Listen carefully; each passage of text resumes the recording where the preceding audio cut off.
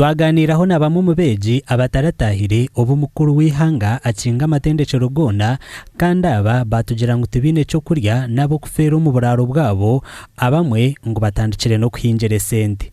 The way I'm surviving this hostel at the moment, it's really weird. First of all, I'm just from making porridge to be my lunch because I don't have anything to eat at the moment. Secondly, we have our garden here. The good thing is that our landlord is a good one. So sometimes we even request for banana from his plantation to make us at least survive, the fact that we don't have food. Konka eneki kitwikiraho nkitwa abana bishomero aba basize kusigara enyuma tutabase kutaha hito mu maka ihitwa kubira nitufuno obuyambi omunjeri yo kubaho abo kubatiya no shanga ngo okurya kibire kintu kikuru munonga ibyo kurya tubiriho. Situation is not good. We quite many in the hostel, though some are not around, but when you try to ask them how they're surviving, it's bad.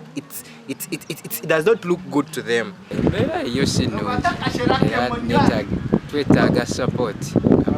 Especially mu byokurya. Abeegi aba nibagira ngo nibarenga omurigana ngo bitu tubine cyo kurya. Tushaba mutuyambe abana basigire nibarugo mu mahanga gatakushwana twagamba tso tubani tumanyiso mu districts so okutaha tukubasika.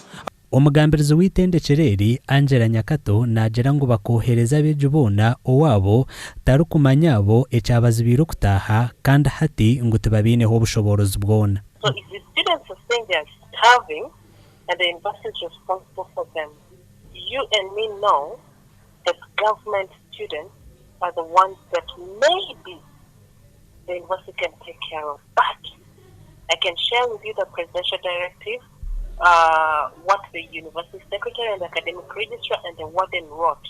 Abana bambara university babiri mukashesha bejaha hariho n'abandi babiri bayizire ngo n'aba Road Development Center nangwa na BSU bakajya ngo bakatsigaza abana ngo hari abana basigireho nambwe no tubeta ikintu bwunga tukabahereza obushaho cyenda na kamwe bakirita itanu. Abeegi aba hati nibashaba abanyambabazi okubaho obuhwezi. Omugandi abakazi batanu muri Mbara batwarwa mu quarantine ahabwo kutekatekwaho okuba bahikine n'abavugi b'ebirori.